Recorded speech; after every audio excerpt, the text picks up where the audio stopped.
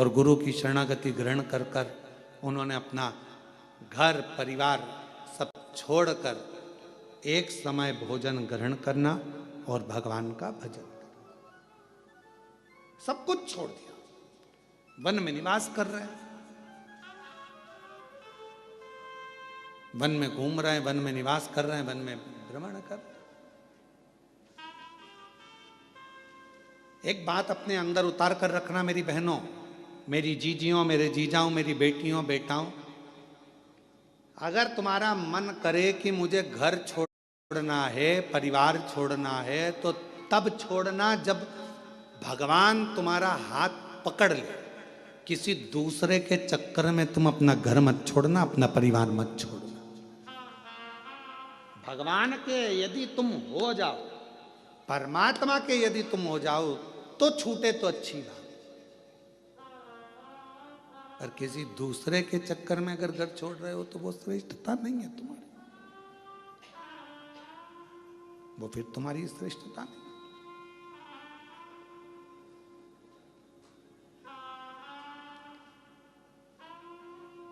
कथा कह रही है, भगवान का चरित्र कर रहा। एक रुचि नाम के राजा हुए, भगवान कृष्ण गरुण जी से कहते हैं कि वो रुचि नाम के राजा भ्रमण करते, वन में रहते, एक समय भोजन करते, भगवत भजन में डूबे रहते, स्मरण में डूबे रहते, मंत्र जाप में डूबे रहते। पर एक दिन वो एक वृक्ष के नीचे विश्राम कर रहे थे और उनके पूर्वज, उनके पितर उनके पास आकर खड़े हो गए और बोलने लगे कि तुम्हारा वंश नहीं बढ़ेगा तो हमारा तर्पण कैसे?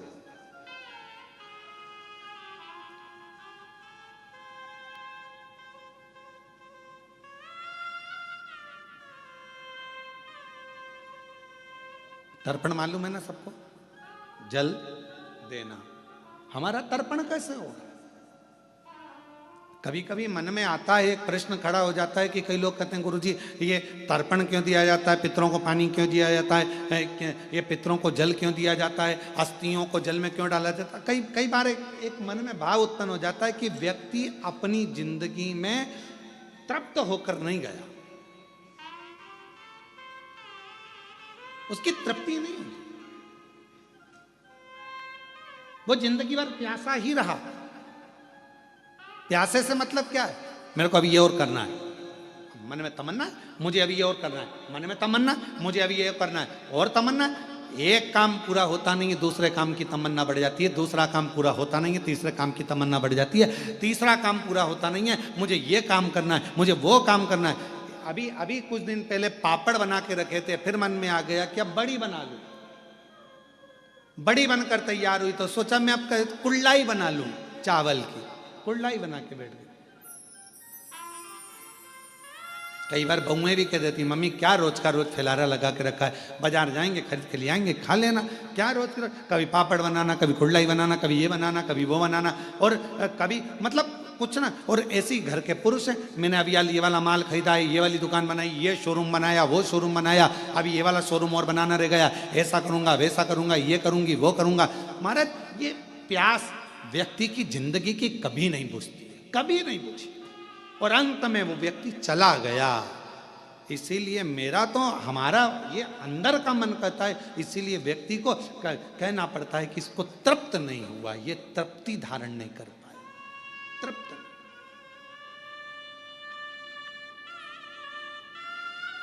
वस्तुओं से तृप्ति रखो, घर के सामानों से तृप्ति रखो, पर परमात्मा की कथा से कभी तृप्त मत हो।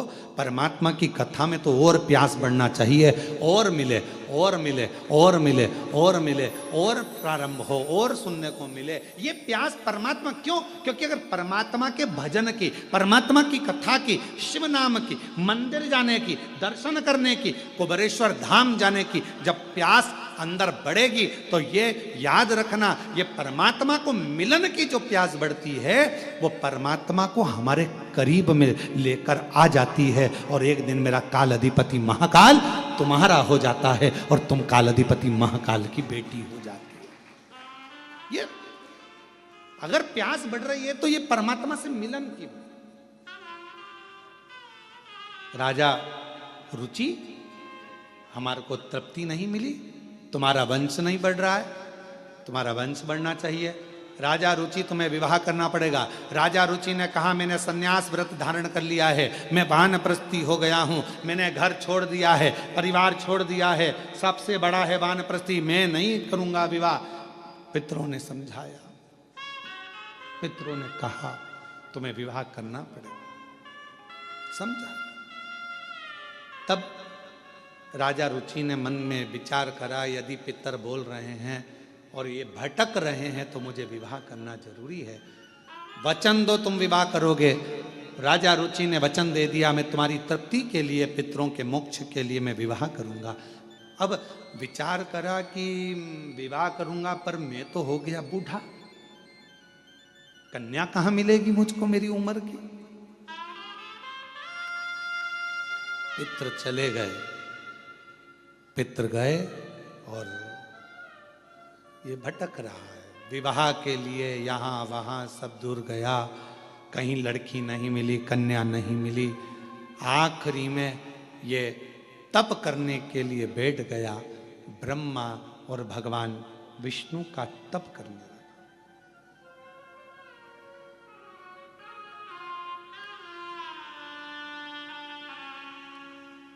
तप कर रहा। भगवान ब्रह्मा जी ने आकर कहा कि तुम्हें क्या चाहिए? एक कन्या नहीं मिल रही है विवाह के लिए।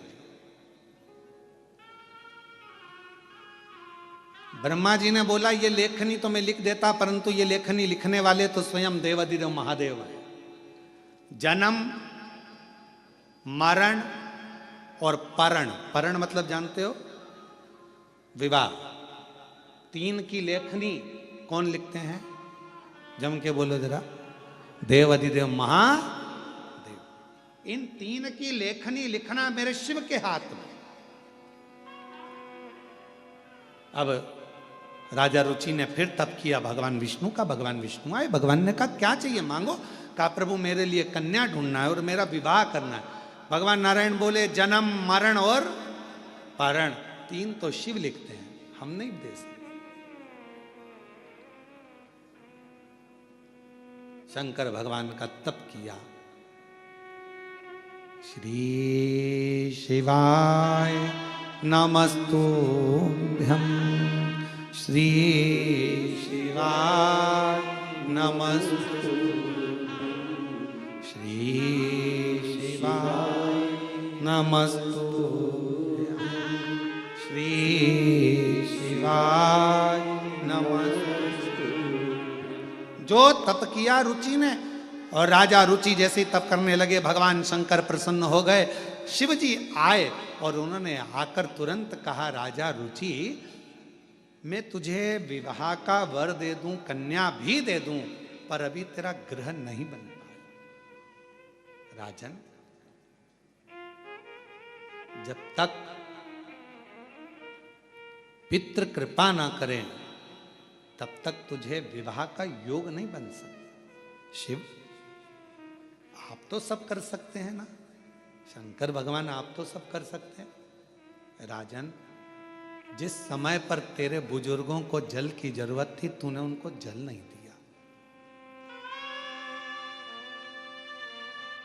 फिर निवेदन है आप सबसे, श्राद्ध का मतलब केवल ये नहीं है कि जो मर गए उनके प्रति श्रद्धा रखी जाए। श्राद्ध का मतलब है तुम्हारे घर में जो जीवित हैं, तुम्हारे घर में जो बुजुर्ग हैं, तुम्हारे घर में जो बड़े बैठे हैं, वो बुजुर्ग हो गए तो उनको पानी, भोजन, उनकी व्यवस्था समय पर दीजिए। ये श्राद्ध का मतलब ये नहीं है जो मर गए उनके प्रति श्रद्धा, उनके प्रति रखो श्रद्धा, मतलब हम ये नहीं कहेंगे कि मत रखो, मना नहीं है। आप अपने पूर्वज चले गए उनके प्रति श्रद्धा रखो, उसका मतलब श्राद्ध है, हम मानेंगे। पर हमारी शिव महापुराण की कथा कहती है, ये शिव तत्व कहता है कि सबसे बड़ी 16 दिन की श्राद्ध से मतलब रखना कि अपने घर में जो बुजुर्ग हैं, अपने घर में जो बड़े हैं, अपने घर में जो बुजुर्ग माता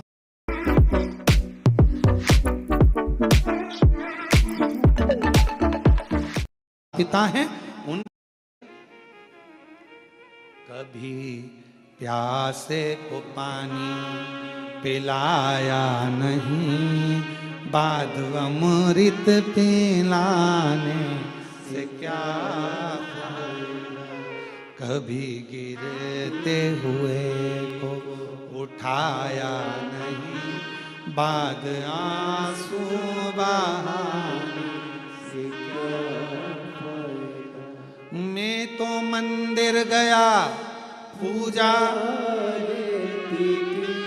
पूजा करते हुए गया गया। कभी माँ बाप की सेवा की ही नहीं, केवल पूजा रचाने से क्या फायदा। कभी प्यासे को पानी पिलाया नहीं, बात अमृत पिलाने से क्या फायदा। कौन सा फायदा, क्या फायदा। पंडित जी खीर ले ना, आज हमारे दादाजी की श्राद्ध है। पंडित जी गुलाब जामुन ले ना, आज हमारे दादाजी की श्राद्ध है। और पलंग पर बूढ़ा बाप बहुत देर से इंतजार कर रहा है। बहू बेटा मुझे एक बोतल में गर्म पानी दे दे, खांसी चल रही है। पापा दिख नहीं रहा अभी, यार पंडित जी खाना खा रहे, श्राद्ध है आज दादाजी की, पहले इनका काम कर दूं फिर तुम्हारा करूंगा। मैं तो मंदिर गई पूजा आरती की, पूजा करते हुए गया कभी माँ बाप की सेवा की नहीं, फिर पूजा रचाने से क्या फायदा। अब फायदा क्या है, लाभ क्या क्या।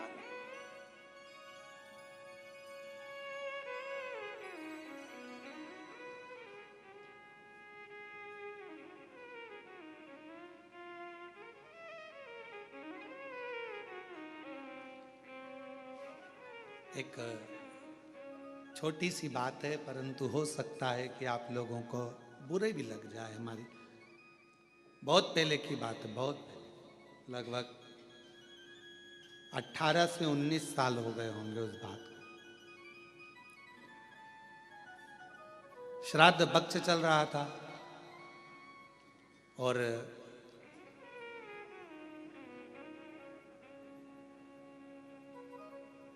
राजस्थान में कथा चल रही थी। जिन जजमान की यहाँ कथा थी, उन्होंने उनके एक कोई लड़की थी और वो कुंवारी अवस्था में, वो बिटिया लगभग 12th में थी और वो चली गई थी। उसके निमित्त का उस दिन उसका श्राद्ध था।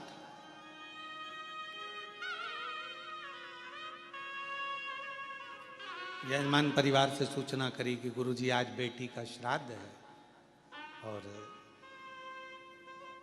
प्रसाद बना है, तो सब लोग प्रसाद पाएंगे तो आप भी प्रसाद पाएंगे। हमने कहा कि यजमान को पहले हमारे पास भेजो और यजमान अगर दक्षिणा दे तो हम श्राद्ध पाए, मना नहीं। तो कहा गुरुजी आप दक्षिणा लेंगे, हमने कहा, तो कहा ठीक है। यजमान आए, राधा रमन जी, हमने कहा राधा रमन जी क्या बात है, कहा आज बेटी का श्राद्ध है, प्रसाद पाना। हमने कहा दक्षिणा लगेगी, बिना दक्षिणा के प्रसाद कैसे पाया जाए। तो कहा गुरुजी बोलो क्या दक्षिणा लगेगी। हमने कहा एक दक्षिणा चाहिए, एक बेटी गई है आपकी, 12th क्लास में पढ़ रही थी, पढ़ाई पूरी नहीं हुई थी, चली गई।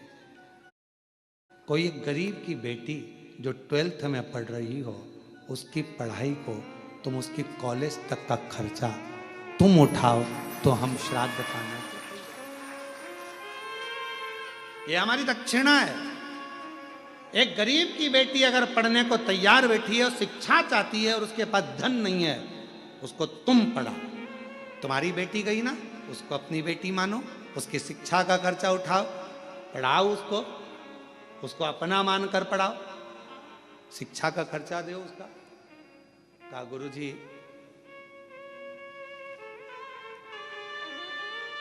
आंख में आंसू थे राधा रमन जी के और कहने लगे आज लगा कि मैंने बेटी का सही श्राद्ध किया है, आज लगा मैंने बेटी का सही श्राद्ध किया। मेरी बेटी गई, मैंने दूसरे की बेटी को पढ़ाऊंगा, उसका कॉलेज तक विद्या अध्ययन कराऊंगा, और अगर मुझे भगवान ने उस लायक बनाया तो एक दिन उस बेटी का कन्यादान भी मैं अपने हाथों से कर दूंगा। इसको कहते हैं कि तुमने अपनी बेटी की जगह बेटी को संभाला। केवल एक ब्राह्मण को भोजन करा देना, श्राद्ध का भाग निकाल देना, यह मूल नहीं है। मूल यह है कि किसी के चेहरे पर आपके द्वारा प्रसन्नता आ जाए। और आज मैं कहूंगा नारखेड़े जी, पाटिल जी, मेरे को बड़ी प्रसन्नता इस चीज की कि जिस बेटी को उन्होंने पढ़ाया, नमिता उसका नाम है, और वो आज पटवारी बन गई है और पटवारी बनकर पटवारी का जॉब कर रही है। और आप मानेंगे नहीं, नारखेड़े जी कभी योग लगेगा तो मैं उसको मिलवाऊंगा आपसे, उस नमिता बेटी से, कि जिन्होंने उस बेटी को पढ़वाया उसकी माँ नहीं थी, उसका बाप था केवल, और बाप दूसरे के यहाँ काम करता था। बेटी पढ़ गई, पिताजी के जो लड़का था 2-3 उसके बहुएं आ गई, पिताजी को रखा नहीं, तो वो जो दूसरे की बेटी थी उस बाप को अलग से मकान दिलाकर वो बेटी अपने पिता को वहां रख रही, जिसने पढ़ाया। ओरिजिनल बाप नहीं है, वो पिता नहीं है, पर उसका साथ दे। श्राद्ध किसको कहते हैं? श्राद्ध का मतलब क्या है? आज दुनिया के लोगों ने केवल सोशल मीडिया पर श्राद्ध को हंसी का पात्र बना रखा है। एक बहन फोन लगाकर कहे कौवे को निमंत्रण देती है, कौवा कहता है मैं व्यस्त हूं, ये श्राद्ध है? हमारे सनातन धर्म की हंसी उड़ाने के लिए श्राद्ध है। पंडित को खाना खाते हुए दिखाया जाता है, बहुत पेट वाला हंसता हुआ, क्या ये सोशल मीडिया पर श्राद्ध का प्रचलित? कौवों की टीम बैठी हुई है छत के ऊपर और उसको दिखा रहे कि ये श्राद्ध है। ये हमारा सनातन धर्म की हंसी है, इसको हम श्राद्ध नहीं कह सकते। श्राद्ध का मतलब है अपने घर में जो बुजुर्ग हैं, अपने घर में जो बैठे हैं, उनको दिल से आदर कर लो, सम्मान कर लो, तो ऊपर बैठे हुए बुजुर्ग स्वयं आशीर्वाद देना प्रारंभ कर देंगे, वर देना प्रारंभ कर देंगे। श्राद्ध का मूल ही है। और अगर कोई हमको श्राद्ध में अगर बुला रहा है प्रसाद खाने के लिए, तो हमारी दक्षिणा याद रखना, हमारी दक्षिणा याद रखो कि हमारी दक्षिणा क्या है। वैसे भी दक्षिणा के मामले में हम बड़े प्रसिद्ध हैं, सोशल मीडिया पर हमारी दक्षिणा बहुत चलती है।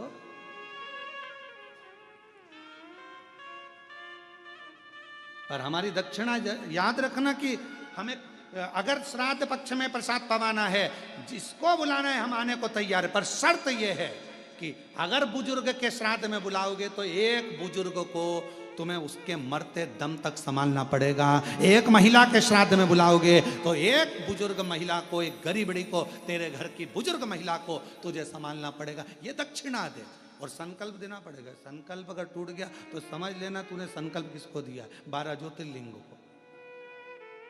शिवर वाला महाराज केवल शंकर को भजता है, शिव का स्मरण करता है। इसलिए बड़ा सोचिए, केवल जो मर गए चले गए उनके प्रति श्रद्धा श्राद्ध नहीं है। श्रद्धा वो, श्राद्ध वो जो तुम्हारे घर में बैठे हैं, घर में रह रहे हैं, बुजुर्ग हैं, माता पिता हैं, चाहे अपने पति के माता पिता हो, चाहे पत्नी के माता पिता हो, जो हो उनका आदर होना चाहिए। क्योंकि श्राद्ध पक्ष में आप लोग कभी गया जी गए हो या पिंडदान करा हो तो उसमें 2 चीजें लगती है, एक पिता का पक्ष, एक माँ का पक्ष। इसलिए दोनों देखे जाते हैं। तुम्हारी पत्नी है तो उसका भी पक्ष देखा जाएगा, तुम्हारा पति है तो उसका भी पक्ष देखा है। दोनों के माता पिता का आदर करिए, दोनों के माता पिता का सम्मान करिए, दोनों के आदर पूर्णता का भाव रखिए, आपको सुख मिलेगा, आनंद मिलेगा। पूर्णता का।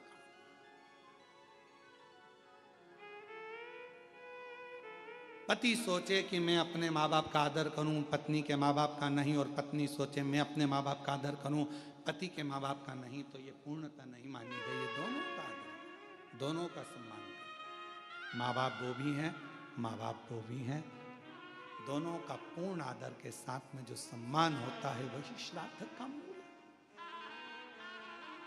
हम भटक रहे हैं। आज के जमाने में हमने श्राद्ध को केवल हंसी का पात्र का केंद्र बना दिया। ये 16 दिनों को श्रद्धा के मूल को समझो।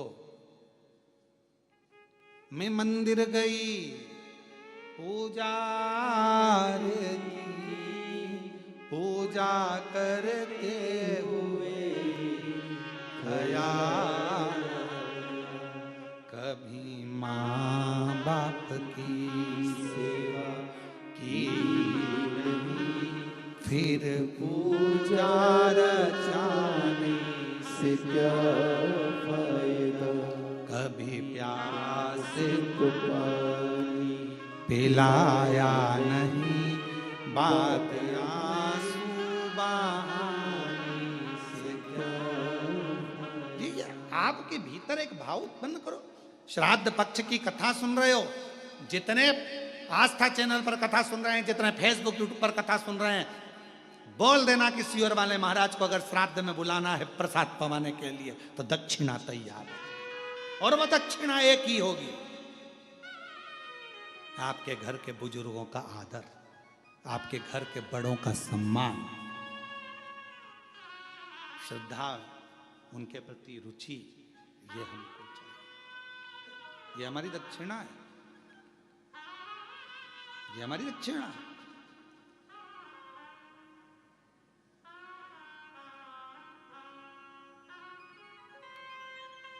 शिव तत्व को जानो। रुचि, शिव जी ने कहा रुचि तुमको क्या चाहिए? रुचि कहता है बाबा मेरा ब्याह करना है, शादी करना है। मैंने सुना है कि जन्म मरण प्रण तीन आपके पास में, आप विवाह कर सकते हैं। शिव जी ने कहा पर तुम्हारे पितृ तृप्त नहीं है। जब तुम्हें अपने पूर्वजों को पानी देना था, पिलाना था, तब तुम घर छोड़ गए। माता पिता तुम्हें ढूंढते रहे।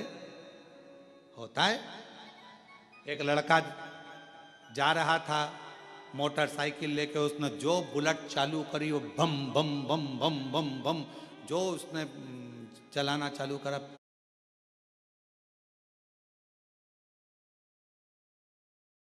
पापा ने आवाज लगाई, ए बेटा इधर आ। दौड़ के आया बेटा, ए बेटा रवि जा तो मुझे थोड़ा सा पानी ला दे बेटा, एक गिलास भर के जा जल्दी से उड़कर। लड़का दौड़कर अंदर गया, अपनी मम्मी से कहा मम्मी मैं काम से जा रहा था और पापा ने मेरे से पानी लाने का कह दिया, पापा को एक गिलास पानी दे देना। और बेटा दौड़कर बुलेट चालू करी, भम भम भम भम चालू करके भट भट भट भट भट भट भट भट। माँ आई, एक गिलास पानी लेके दिया। पति ने पूछा क्यों तुम पानी लेके आई? मैंने पानी तो तुम्हारे बेटे से मंगा था। तो वो इतनी जल्दीबाजी में कहाँ गया? इतने में माँ ने सिर पे पल्लू लेकर बोला, रेलवे स्टेशन पे प्याऊ लगाई है बेटे ने, पानी पिलाने गया है। बाप ने माथा टोका, स्टेशन पे पानी पिला रहा, बाप यहां मंग रहा तो चिल्ला रहा। स्टेशन पर ऐसे ढेर सारे, क्या मतलब? चले चले रुचि, जब तुम्हारे बुजुर्ग तुम्हारे से पानी मांग रहे थे तुमने घर छोड़ दिया। जब तुम्हारे बुजुर्ग तुमसे जल मांग रहे थे तुमने घर छोड़ दिया। और अब कहते हो कि मैं तुमको कुछ दूं, तो तुम्हें उन बुजुर्गों को प्रसन्न करना पड़ेगा, तुम्हारे पितरों को तृप्त करना पड़ेगा। तृप्ति का कोई मूल साधन जिससे मेरे पितृ तृप्त हो जाए। हाँ,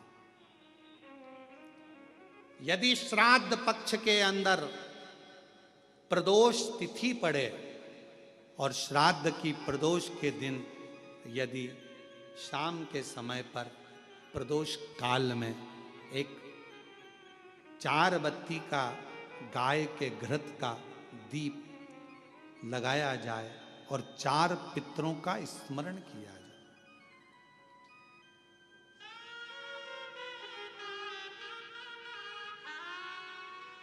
चार पितरों का स्मरण करो, वो 4 बत्ती का दीपक जलाकर। पहले अग्नि स्वधा पितर, दूसरे वर्षद पितर, तीसरे आज्ञ पितर और चौथे सोमपति पितर। इन 4 पितरों को नमन करो, प्रणाम करो और वो 4 बत्ती का दीपक या तो पीपल के वृक्ष के नीचे या मेरे शिवालय में जो प्रदोष के दिन अंकित कर देता है, जला देता है, प्रकट कर देता है, जो मन से मांगता है पितृ और शिव उसके भंडार कभी खाली नहीं करता, उसकी झोली भरा आ जाती है, भरा। कौन से दिन? श्राद्ध पक्ष में जो प्रदोष आए, प्रदोष के दिन, प्रदोष काल में दीप प्रकट करने की बड़ी महत्वता है। आपने 16 दिन अगर ब्राह्मण को भोजन नहीं कराया है, 16 दिन अगर तुमने अन्नदान नहीं करा है, 16 दिन अगर कोई दान नहीं दिया है, तो भी यदि प्रदोष के दिन श्राद्ध पक्ष में जो प्रदोष आएगी, उस प्रदोष के दिन श्राद्ध पक्ष के 16 दिन के अंदर जो प्रदोष आए, प्रदोष काल में चौमुखी दिया 4 पितरों का जिनका नाम अभी वर्णन किया, उनका स्मरण कर कर यदि प्रज्वलित किया जाए तो उसका फल अधिक मिलता है। और जो कामना कर कर हम दीप लगाते हैं, वो कामना हमारी वर्ष भर पूरा नहीं होता और बाबा उस कामना को पूर्ण कर देता है, पितृ पूर्ण कर देता है। तुम अपने पितरों का नाम लो और लगाओ, क्योंकि ये 4 पितृ 4 दिशाओं से हमको सुरक्षित रखते हैं। अग्निस्वध पितर हमारे पूर्व दिशा से हमें सुरक्षित रखते हैं। वर्षद पितर हमें दक्षिण दिशा से सुरक्षित रखते हैं। और महाराज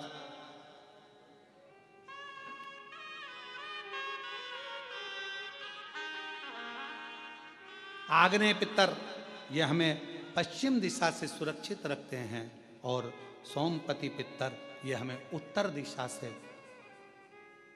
सुरक्षित रखते हैं। ये वो पितर हैं जिनका नाम लेकर यदि प्रदोष काल में, प्रदोष के दिन तोड़ फोड़ खबर, यही वो जगह है जहां पर परिवार के परिवार हुए गायब। सब जगह देखने इतने के सामने या आंवले के वृक्ष के सामने या बेलपत्र के वृक्ष के सम्मुख में कहीं पर भी अगर इस दीप को लगाया जाता है और शिव का नाम लेकर उसको प्रज्वलित किया जाता है, तो पितृ और शिव आपका कार्य सफल जरूर करते हैं और रक्षा जरूर करते हैं। हम तो यहां तक कहेंगे, किसी को स्वप्न आते हो, स्वप्न में भय हो जाता है, बच्चा एकदम रोकर उठ जाता है, चिड़चिड़ा हो जाता है, व्यक्ति के अंदर द्वेष उत्पन्न होने लगता है, क्रोध आने लगता है, बहुत ज्यादा टेंशन है, डिप्रेशन है, मानसिक चिंता है, उसको हम कहेंगे इस दीप को जरूर जला, उसको लगाना चाहिए। पितरों का नाम लेकर, 4 पितरों का स्मरण कर कर राजा रुचि ने अपने पितरों के निमित्तार्थ ये कर्म किया। तभी इस कर्म को जैसे ही करा था, करते ही राजा रुचि को जो चाहिए था वो मिलने लगा। सामने से एक नदी के सम्मुख से एक स्त्री, सामने से एक सुंदर अप्सरा ब्रह्मलोचना निकल कर बाहर आई और जैसे ही आई, पूछा राजा रुचि ने, तुम कौन हो? कहा, मैं अप्सरा हूं ब्रह्मलोचना। आपने पितरों को तृप्त करा है दीप लगाकर, क्या चाहिए तुम्हें? मेरा विवाह नहीं हो रहा, कोई कन्या चाहिए। राजा वरुण की पुत्र की पुत्री मालती, जो तुम्हें इसी स्थान पर, जहां तुमने शिव की आराधना करी है, शंकर की आराधना करी है, जहां तुमने पार्थिव बनाकर पूजन करा, इसी भूमि पर वो मालती का दर्शन होगा, उस मालती से तुम्हारा विवाह होगा और तुम्हारे घर में पुत्र रत्न की प्राप्ति होगी, तुम्हारा वंश बढ़ेगा और तुम्हारे पितृ हमेशा तुम्हें वर प्रदान करेंगे।